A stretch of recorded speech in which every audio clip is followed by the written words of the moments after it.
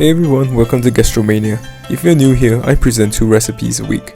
They are mainly Asian recipes. Today, I'll be presenting Ngoh Hiang, a type of Chinese pork roll with beancurd skin. It is a very popular dish in Malaysia and Singapore.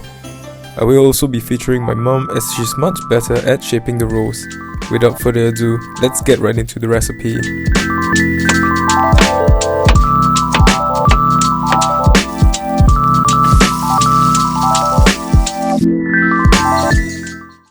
First, we have the main ingredient, about 500 grams of minced pork.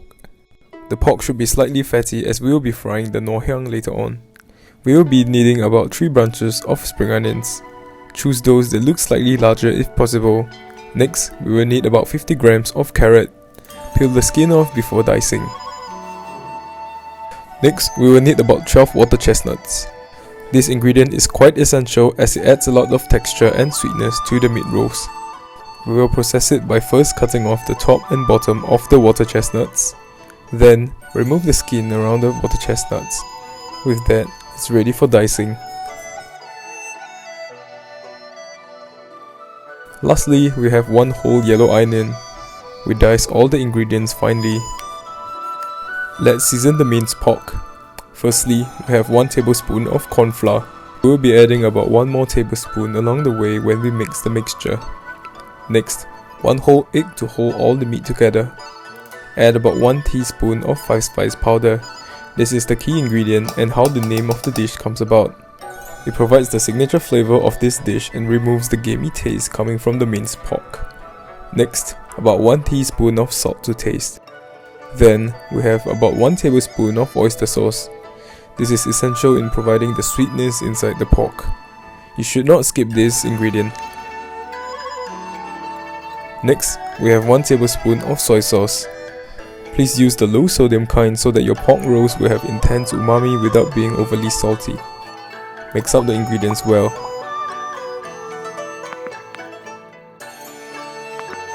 In between the mixing, add a generous dash of white pepper, around 1 teaspoon actually. This will give a depth of flavor to the pork rolls and also help to remove the gamey smell from the pork. In summary, the seasoning for the pork is as follows. Pause the video if you want to refer to it. Once the pepper has been mixed into the pork, we start adding the earlier prepared vegetables. After adding the vegetables, the volume will come out to be very large and impossible to stir with a spoon. So, we will have to mix up all the ingredients by hand. Use your hands, mix up the ingredients by using a circular motion and squeezing the vegetable well into the minced pork. This will take a while as we have quite a lot of ingredients to mix together. When most of the vegetables have been mixed in, we start adding some cornstarch in steps. This will make the mixture sticky. Keep mixing until all the cornstarch cannot be seen by eye. When you're done mixing, the meat will be slightly sticky but not overly sticky. Once done, seal the mixing bowl with a cling wrap and allow the flavor to develop while we prepare the beancurd skin for wrapping. Unfolding the beancurd skin is like the lottery. If you are very lucky, you will get 1 whole piece of beancurd skin without any holes. We can then trim off the edges of the beancurd skin that are uneven or torn. Then, cut the beancurd skin into long pieces, about 20 centimeters wide.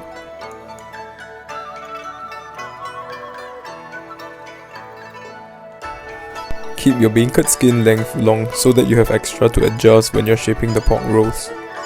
Before wrapping the pork rolls, you will need to use a damp towel to wipe the excess salt that is used to preserve the skin. If you skip this step, you will end up with very salty pork rolls.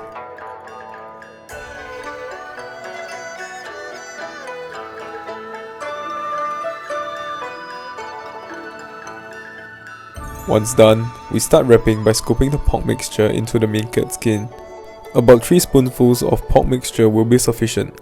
Do not add too much of the pork, otherwise the meat roll will become too full, and the skin will break up easily. Roll the pork roll inward towards yourself. Apply some pressure to press the pork downwards, and make it more compact inside the beancurd skin. At the same time, this will force out excess air within the pork roll, preventing it from bursting while steaming. When you complete the first roll, fold the 2 ends inward into the roll and keep rolling.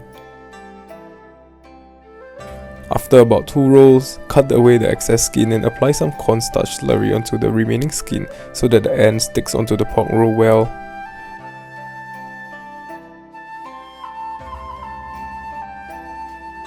I'll let my mum demonstrate the rolling action again as she's way better at this. So the first step is to add the meat and slightly shape them into the desired thickness. Once done, start on the first roll.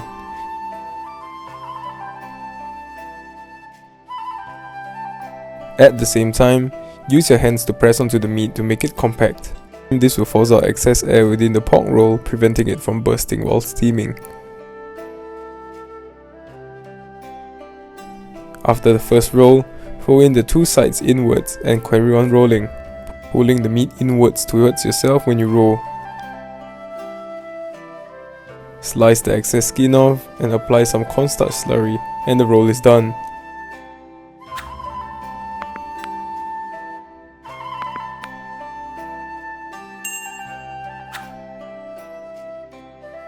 Put it into the steaming tray and steam the rolls for at least 20 minutes. 20 minutes later. When steamed, the rolls will turn out like that. Let the rolls cool off before cutting them. If they're cut at this point, the meat juices will all be lost from the roll, leaving you with very dry pork rolls after the frying process. Actually, you can already consume these pork rolls, but frying them will fully release the oils in the pork and also fully release the smells inside the vegetables, making them way more flavorful. Once they have cooled down, slice them into 4 to 5 cm pieces. Coat them with sweet potato or tapioca flour. These flours are higher in starch content, which makes the pork rolls much more crispy when fried. Press down on the surface lightly to ensure that the flour does not drop off. Heat up vegetable oil that is sufficient to cover the pork rolls.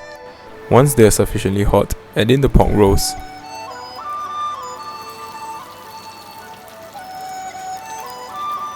The frying will only take around 2 to 3 minutes as the meat is already cooked through. After frying, plate the pork rolls and serve them with some raw vegetables of your choice. My go-to choice is always cucumber. The extra meat that cannot be wrapped into the bean cut skin can be made into meatballs and they will taste as good. And our pork roast or Ngoh Hiang is completed. This dish is perfect for gatherings and I usually have them during Chinese New Year. The Chinese name of this dish represents 五福临门, which means 5 blessings enter the house. I hope you like this dish. If you like this video, consider subscribing to my channel for 2 weekly recipes. If you have any questions, do not hesitate to ask them in the comment section down below. I read all comments and will try to respond as fast as possible. And I'll catch you in my next recipe.